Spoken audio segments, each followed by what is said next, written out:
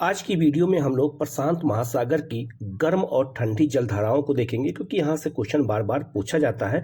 और हम लोग जब कभी भी महासागरीय जलधाराओं के बारे में पढ़ते हैं तो प्रशांत महासागर की जलधारा, हिंद महासागर की जलधाराएं और अटलांटिक महासागर की जलधाराओं के बारे में ही हम लोग पढ़ते हैं। तो आज की वीडियो में हम लोग प्रशांत महासागर के, अगर हम पहले गर्म जलधाराओं की बात करें तो आप मैप पे बिल्कुल देख सकते हैं।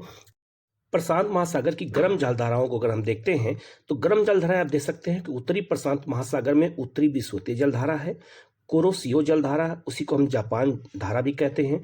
उत्तरी प्रशांत अफवाह और अलास्का जलधारा, ये सब क्या है, ये गर्म जलधाराएं हैं उत्तरी प्रशांत महासागर में।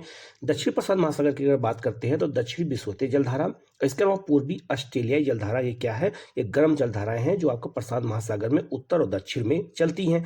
अगर हम प्रशांत महासागर के ठंडी जलधाराओं की बात करते हैं तो उत्तरी प्रशांत महासागर में आप देख सकते हैं कमचटका धारा जलधारा, ओयासियो धारा जिसे हम क्यूराइल जलधारा कहते हैं, ये भी ठंडी जलधारा है। कैलिफोर्निया ठंडी जलधारा कहाँ बहती है, उत्तरी प्रशांत महासागर में। लेकिन अगर दक्षिण प्रशांत महासागर की बात करते हैं तो हम्बोल्ट या पेरू जलधारा जो बहती है, ये वहाँ की ठंडी जलधारा है। इसी कारण आटाकामा मरुस्थल का निर्माण चिली में हुआ है।